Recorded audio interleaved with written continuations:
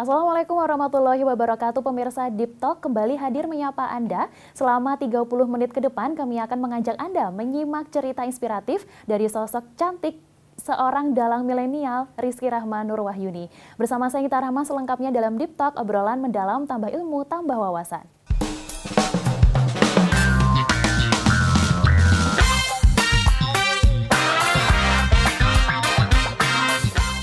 Oke pemirsa, sudah terhubung bersama kita Mbak Rahma, seorang dalang milenial. Assalamualaikum Mbak Rahma. Waalaikumsalam warahmatullahi wabarakatuh. Oke Mbak Rahma, mungkin bisa diceritakan nih ke pemirsa, gimana sih awalnya Mbak Rahma mulai mencintai wayang Mbak? Oke, jadi waktu itu memang saya terlahir di kalangan keluarga yang seniman gitu ya Mbak. Jadi memang dari ayah saya, kemudian kakek saya, nenek saya juga seorang seniman. Dari kecil itu sudah dikenalkan dengan kesenian Jogja atau tradisi gitu, khususnya di dunia wayang kulit karena kebetulan ayah saya seorang dalang dan saya lahir kemudian ayah saya sudah mulai pentas, aktif pentas dan sebagainya. Kemudian ketika ayah saya pentas itu satu keluarga itu diajak di lokasi pementasan. Nah, dari situ muncul keinginan kalau waktu ayah saya dalang itu kan ditonton banyak orang dan seru rame gitu ya. Jadi bisa dikenal banyak orang. Nah, dari situ muncul keinginan untuk boleh dong diajarin Bapak kita berdua. Kebetulan saya dua bersaudara, saya dengan kakak saya cewek semua dan kita belajarnya bareng-bareng. Jadi awal mula pengen belajar dalang itu karena pengen ditonton banyak orang. Itu sih, Mbak. Oke, berarti bisa dibilang tuh kalau ibarat pepatah tuh buah jatuh tidak jauh dari pohonnya ya Mbak ya? Iya, betul. Kalau mungkin secara spesifik nih Mbak, mulai belajar mendalangnya tuh mulai dari tahun kapan, saat itu usia berapa, dan proses belajarnya seperti apa sih Mbak? Kalau untuk mulai minta diajarin dalang itu saya kelas 3 SD, sekitar usia 10 tahun mungkin ya Mbak. Nah untuk prosesnya sendiri mungkin saya persingkat ya untuk tahapan-tahapannya. Jadi ada beberapa tahapan. Yang pertama dari mulai dibuatkan naskah terlebih dahulu berdurasi sekitar 15 sampai 20 menit. Kemudian kita berdua, saya kebetulan sama kakak saya bareng-bareng untuk belajarnya. Kita berdua diminta untuk menghafal naskah terlebih dahulu dengan bahasa Jawa, bahasa pedalangan gitu, Mbak. Nah, sudah hafal naskah di luar kepala, kemudian diajarin proses pegang wayang. Nah, pegang wayang yang benar. Ini maaf ya, tapi saya nggak bisa praktek karena kebetulan wayangnya nggak ada di rumah gitu. Nah, tahapan yang kedua, pegang wayang, kemudian cara menggerakkan wayang, waktu perang gitu seperti apa, cara pegang tangannya seperti apa, begitu. Kemudian setelah itu, cara ngeprak. Ngeprak itu adalah bunyi yang dihasilkan ketika dalang itu bersila, duduk bersila, kemudian ada cek, cek, cek, cek, cek, cek, cek. Nah, itu namanya keprak. Nah, di sini sebutannya diajarin proses ngeprak atau itu tadi yang bunyi cek cek cek cek tadi. Nah, setelah itu diajarin suluk atau nembang-nembang gitu. Nah, sudah satu persatu diajarin, kemudian digabungkan itu semuanya dari mulai opening kan berarti menata wayang di namanya layar gitu, geber di layarnya itu, kemudian wayangnya sudah tertata, masuk ke kan diiringin gamelan ya. Nah, gamelannya itu di stop dulu dengan dodokan namanya. Nah, dodokan sudah gamelannya sudah stop, kemudian kita mulai suluk. Di situ mulai suluk, mulai percakapan, kemudian nanti ada ketika adegan perang. Nah, perang udah gitu sih Mbak untuk prosesnya kurang lebih. Berarti belajar mendalang tuh tidak serta-merta cuman belajar untuk menggerakkan wayang aja ya Mbak, tapi ada teknik khususnya. Sempat ngerasain kendala nggak sih Mbak waktu itu, waktu belajar? Lebih mungkin karena saya sendiri seorang perempuan ya Mbak. Jadi dalang itu ketika identik dengan seorang laki-laki dengan suara laki-laki yang seperti itu, yang berat, yang eh, keras gitu ya. Jadi ketika saya seorang perempuan itu akan me, apa ya namanya? istilahnya kayak menjadi kebiasaan, oh ada dalang perempuan yang biasanya orang-orang masyarakat itu lebih familiar dengan suara-suara dalang seorang laki-laki. Nah, ini muncul dalang perempuan, jadi ya udah kita dengan apa adanya suara perempuan, kemudian kayak lebih agak diberat-beratkan gitu sih Mbak suaranya. Mungkin kendalanya lebih ke suara sih Mbak. Terus pada akhirnya kapan Mbak pertama kali dalang di depan umum tuh kapan Mbak? Jadi waktu itu ketika dibuatkan naskah pertama kali belajar dalang, itu memang dipersiapkan untuk mengikuti lomba dalang anak di tingkat Kabupaten Bantul. Waktu itu langsung, jadi kita cuman ada waktu sekitar 2 minggu untuk latihan prepare dengan durasi 15 sampai 20 menit itu. Kemudian kita langsung pentas di lomba itu, Mbak. Nah, waktu itu kayaknya juara harapan 2 gitu. Karena peserta yang lain dominan laki-laki, yang perempuan hanya saya dengan kakak saya gitu. Berarti bisa dibilang sudah lama banget ya Mbak mendalang dari kecil sampai sekarang Mbak Rahma udah sebesar ini gitu. Nah pengalaman mendalangnya ini sudah kemana aja Mbak selain di Jogja?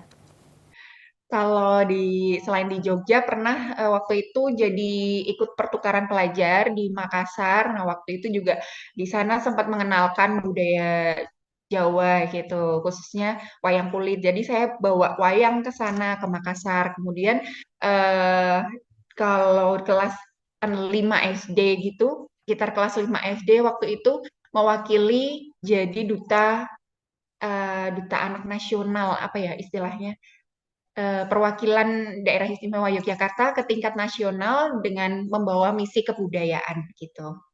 Selain itu di mana lagi ya?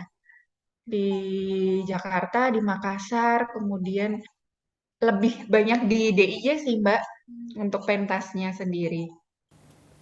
Saat ini kan Mbak Rahma pasti punya kesibukan yang pokok ya Mbak, pasti sudah bekerja juga gitu. Nah untuk mendalangnya sendiri itu sekarang masih intens, mungkin terjadwal 1 bulan atau 1 minggu sekali atau gimana Mbak?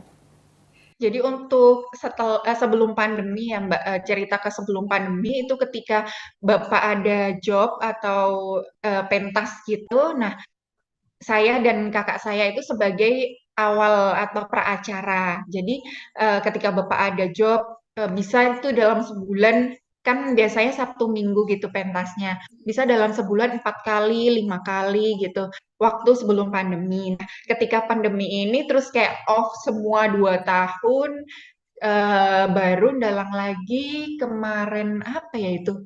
Sempat ikut Bapak dalang juga waktu itu setelah pandemi. Jadi untuk praacara. Masih baru 1 kali sih kayaknya selama setelah pandemi ini, Mbak. Pemirsa, usai jeda kita akan masih kembali dengan cerita inspiratif dari Mbak Rahma. Apa sih yang membuat Mbak Rahma akhirnya jatuh cinta dengan wayang? Simak selengkapnya dalam Deep Talk, obrolan mendalam, tambah ilmu, tambah wawasan.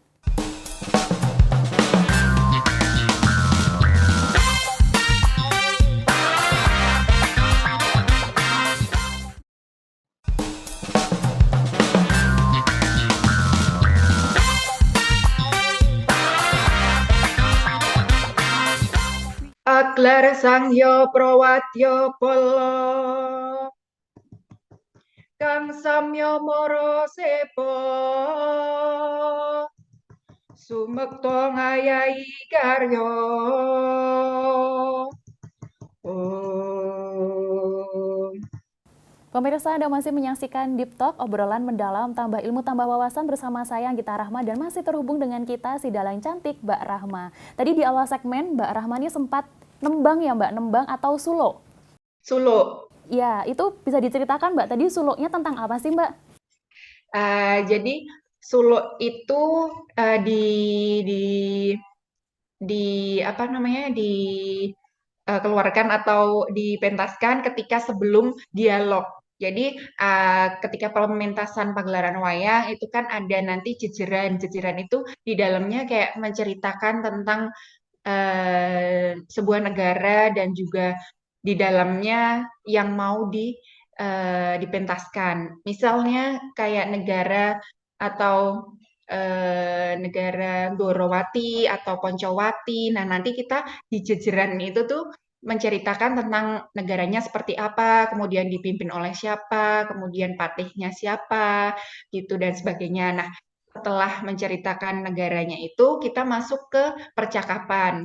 Di mana sebelum percakapan itu nanti diawali dengan suluk tadi. Nah, tadi yang saya sudah tembangkan itu suluk ketika adegan eh, namanya adegan sebelum perang gitu, Mbak. Jadi Aglar Samyo Prowatyo Polo Kang Samyo Moro Sepo Sumekto Ngayahi Karyo. Oh. Jadi pasukan-pasukan di situ kayak sudah siap untuk nantinya akan bertempur gitu, Mbak. Oke Mbak, tadi kan juga Mbak Rahma sudah menyebutkan dalang tuh dominasinya tuh pasti laki-laki, bahkan usianya pasti sudah lanjut usia gitu Mbak. Sedangkan Mbak Rahma tuh perempuan, bahkan masih muda dan dari keluarga yang basicnya memang dalang gitu. Apa sih Mbak yang pada akhirnya membuat Mbak Rahma tuh jatuh cinta beneran nih sama wayang? Jadi lebih ke kalau dulu waktu kecil ya pengennya lebih ke ditonton banyak orang, dikenal banyak orang. Nah, semakin semakin dewasa kita juga bisa berpikir gitu ya kalau untuk seni tradisi khususnya wayang kulit ini harus kita lestarikan bersama-sama. Paling tidak kalau misalnya tidak bisa mempelajari secara langsung, ya paling enggak masyarakat ini ada yang mengundang atau nanggap istilahnya ya. Jadi kesenian itu tetap lestari, tetap terjaga walaupun memang bukan dianya sendiri yang melestarikan. Nah, saya sendiri di sini lebih ke menjaga itu, Mbak, karena saya senang juga kebetulan senang mempelajari dan beberapa kali pentas di mana di wayang kulit itu juga kita bisa menyisipkan beberapa nilai-nilai yang akan kita sampaikan di masyarakat gitu. Jadi lebih ke muri-uri kabudayan sih, Mbak. Selain karena keluarga memang basicnya seniman Mbak, ada nggak sih sosok dalang yang menjadi inspirasi atau mungkin panutannya Mbak Rahma selain Bapak gitu? Kalau panutan dulu ada sih dalang perempuan juga waktu saya kecil, tapi beliau sudah meninggal. Nah, untuk yang saat ini memang sudah beberapa dalang-dalang itu muncul dalang perempuan, kayak ada yang teman-teman sekolah di ISI juga banyak, dari mancanegara pun juga beberapa sudah ada yang mempelajari wayang kulit. Jadi di sini saya berusaha untuk yuk kita orang Indonesia nih, khususnya orang Jawa gitu, kita muri-uri, kita jaga seni tradisi kita sendiri, jangan sampai orang luar aja rela untuk belajar di Indonesia gitu loh, untuk mempelajari seni tradisi kita. Nah, kita sendiri jangan sampai nih kehilangan seni tradisi yang kita miliki gitu sih. Kalau dari keluarga sendiri dukungannya kayak gimana sih Mbak? Soalnya kan Mbak Rahma kan perempuan. Dari keluarga gimana Mbak setelah Mbak Rahma kayak aku juga pengen dalang nih gitu? Kalau dari keluarga sejauh ini mendukung ya Mbak dan justru malah dukungan itu muncul dari keluarga, kemudian muncul dari teman-teman sekitar juga dan lebih jauh lagi ke masyarakat yang misalnya kita pentas nih. Nah, dari respon masyarakat juga kayak wow, ada dalang perempuan, malah justru responnya positif gitu Mbak, bukannya malah negatif. Jadi senang aja sih masih bisa bertahan sampai sekarang gitu. Kalau selain mendalang, ada nggak Mbak mungkin kemampuan atau ketertarikan lain tapi masih di bidang seni tradisional? Kalau selain dalang, dulu waktu dari kecil sih memang nari, tari tradisional, kemudian pernah main ketoprak juga, jadi kayak drama drama tradisi gitu istilahnya, teater tradisi namanya ketoprak. Selain itu, apalagi ya?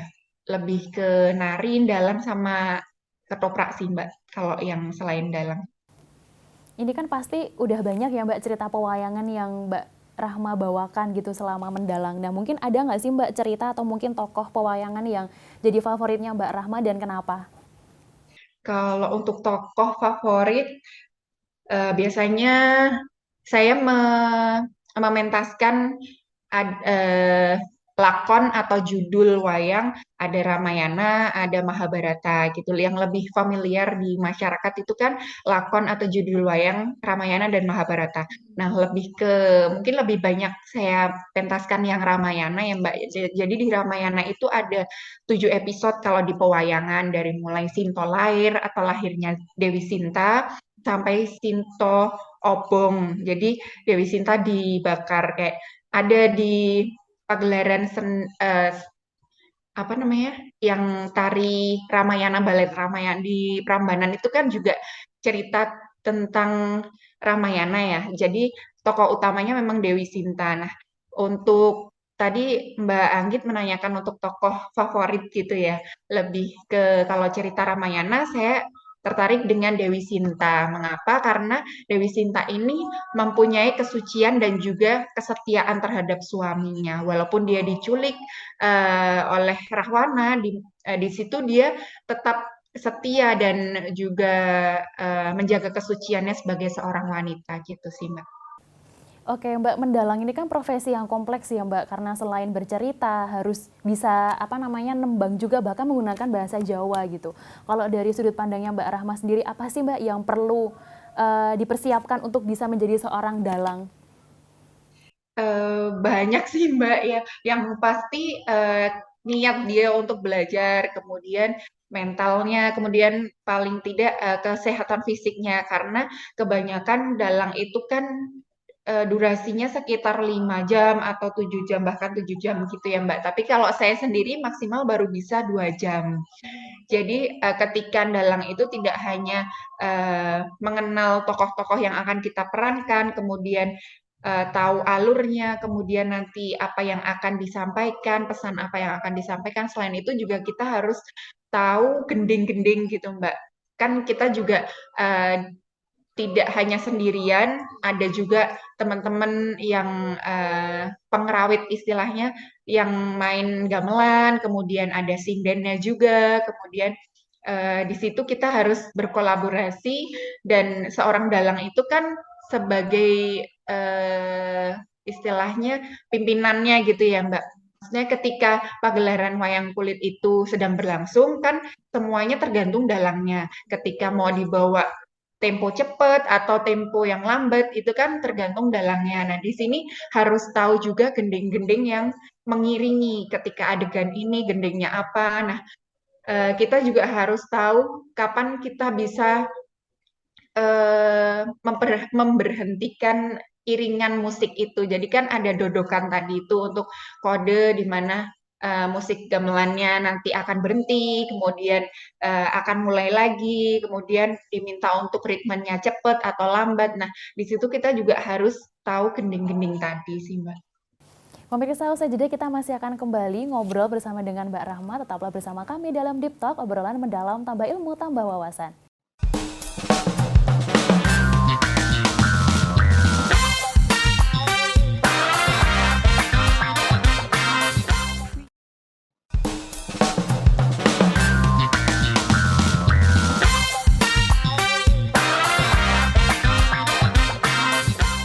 Pemirsa, Anda masih menyaksikan Deep Talk, obrolan mendalam, tambah ilmu, tambah wawasan bersama saya, Anggita Rahma, dan masih terhubung dengan kita Mbak Rahma, si dalang cantik milenial. Oke Mbak, ini kan Mbak Rahma memang sudah terlahir di tengah-tengah keluarga yang seniman gitu. Tapi kalau dari secara pribadinya Mbak Rahma sendiri, gimana sih Mbak menumbuhkan kecintaan terhadap seni budaya, tidak hanya wayang, tapi juga seni yang lainnya? Kalau misal saya bukan terlahir dari keluarga seni gitu ya, mungkin gimana caranya kita menumbuhkan dengan kita lebih sering untuk melihat seni tradisi itu, misal kayak pertunjukan tari, pertunjukan wayang kulit, kemudian nanti ada ketoprak, kemudian nanti ada kayak semacam eh, karawitan, gamelan gitu. Nah, semakin sering kita melihat pertunjukan itu, maka nanti kita dengan secara otomatis muncul rasa tertarik gitu. Kalau menurut saya gitu sih Mbak. Jadi kayak kita kalau sering melihat itu nanti semakin lama kayak merasa memiliki, terus kayak wah kayak merasa tertarik gitu dengan seni tradisi. Berarti kata kuncinya adalah tertarik ya Mbak. Cuman kalau dari sudut pandangnya Mbak Rahma sendiri, untuk saat ini nih, gimana sih Mbak pandangan Mbak terhadap ketertarikan anak muda sama budaya Jawa atau budaya tradisional? Soalnya kan ini kan lagi di tengah gempuran budaya luar tuh lagi kenceng-kencengnya gitu loh Mbak. Nah dari sudut pandangnya Mbak Rahma sendiri gimana sih ketertarikan anak muda terhadap seni asli Indonesia?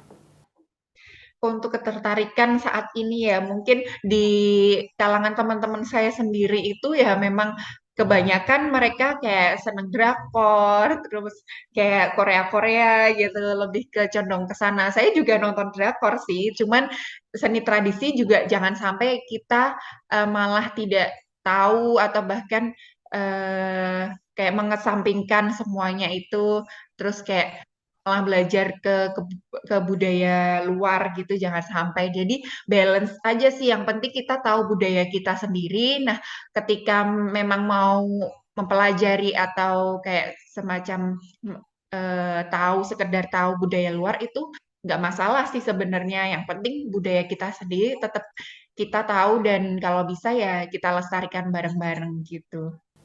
Oke, selama Mbak Rahma menjadi dalang gitu, selain tadi Mbak Rahma cerita soal kendala suaranya yang harus diberat-beratkan karena kebanyakan dalang adalah laki-laki gitu. Kendala apa lagi Mbak yang Mbak Rahma mungkin rasakan karena wayang ini kan kebanyakan peminatnya tuh kalangan lansia ya Mbak ya. Ada nggak sih Mbak rasa kendala atau mungkin ketakutan tersendiri dari Mbak Rahma?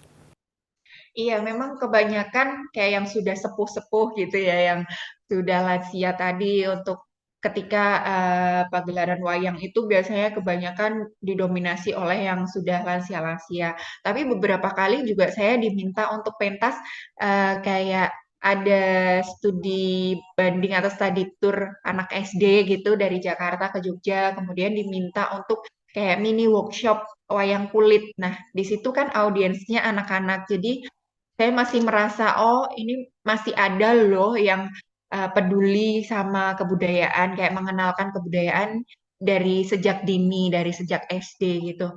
Tapi memang kebanyakan kalau pementasan wayang memang didominasi yang melihat adalah yang usia-usia lansia.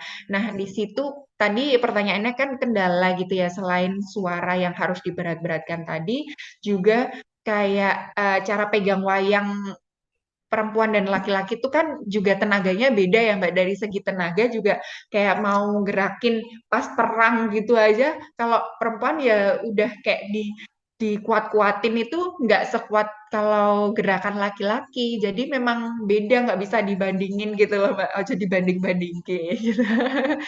Nah, selain suara tadi juga kemampuan menggerakkan wayang, kemudian untuk ketakutan peminatnya lansia-lansia, ya agak sedikit takut, tapi juga masih ada kok yang peduli mengenalkan budaya dari sejak dini gitu sih.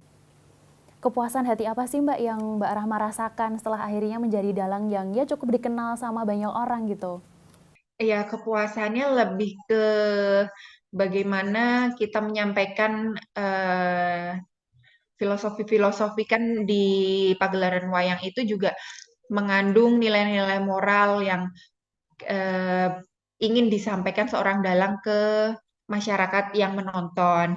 Nah, di situ ketika kayak misinya atau pesannya tersampaikan itu kayak merasa puas. Jadi kayak misal kita bisa menyisipkan seperti itu kayak di adegan goro-goro gitu kan lebih ke fleksibel gitu ya Mbak, nggak yang pakem harus kayak gini adegannya. Jadi di situ kayak kita menyasar ke generasi muda, ayo kita bareng-bareng untuk menjaga atau melestarikan seni tradisi, terus lebih ke jangan malas belajar, kayak pesan-pesan moral untuk generasi-generasi muda yang umum general gitu loh Mbak, yang pengen kita sampaikan. Nah, ketika pesan itu tersampaikan ke audiens atau penonton itu kan kayak merasa, oh berarti dengan pagelaran wayang kulit ini kita juga bisa menyampaikan loh nilai-nilai moral atau pesan-pesan yang pesan-pesan baik yang ingin disampaikan ke masyarakat gitu sih. Lebih ke kepuasan itu sih, Mbak. Kalau dari Mbak Rahma sendiri secara pribadi, apa sih Mbak yang pernah mungkin atau saat ini juga Mbak Rahma lakukan untuk secara lebih luas lagi nih mengajak untuk apa ya anak muda zaman sekarang tuh lebih cinta sama seni tradisional Indonesia? mulai dari ke teman dekat dulu sih Mbak. Mungkin ya kalau kan biasanya main, ngobrol gitu. Nah, sedikit kayak diselingin. Kamu tahu nggak sih wayang kulit? Terus kayak cerita wayang tuh ada cerita apa aja. Nah, dari situ kayak muncul disampaikan aja dari kita ke teman deket, kemudian nanti lebih luas lagi ketika ada yang nanggap atau manggil untuk pentas gitu ya. Nah, di situ juga lebih luas lagi. Kemudian dari sosial media saya juga gimana caranya untuk mensosialisasikan seni tradisi dengan posting-posting kayak pas pentas atau nanti posting tentang lakon-lakon atau tokoh-tokoh gitu. Selain itu juga dengan media yang seperti ini mungkin bisa lebih mengenalkan yang lebih luas lagi. Jadi beberapa kali juga diliput media televisi gitu kan ya Mbak. Jadi lebih luas lagi nanti jangkauannya. Terakhir nih Mbak, mungkin bisa ngasih ajakan untuk generasi muda biar bisa lebih mencintai budaya Indonesia. Oke, baik untuk generasi muda khususnya kaum milenial ya. Ayo bareng-bareng kita lestarikan bersama seni tradisi. Jangan sampai seni tradisi kita malah diambil oleh orang, orang luar. Jangan sampai kita malah belajar dari orang luar nantinya. Jadi, yuk bareng-bareng kita nguri-uri atau melestarikan seni tradisi khususnya seni tradisi budaya Jawa. Pemirsa 30 menit sudah kebersamaan kita menyimak cerita inspiratif dari Rizky Rahma Nurwahyuni, seorang dalang cantik milenial. Kini saatnya saya Gita Rahma beserta seluruh kerabat kerja yang bertugas mohon undur diri. Terima kasih atas perhatian Anda. Wassalamualaikum warahmatullahi wabarakatuh. Sampai jumpa.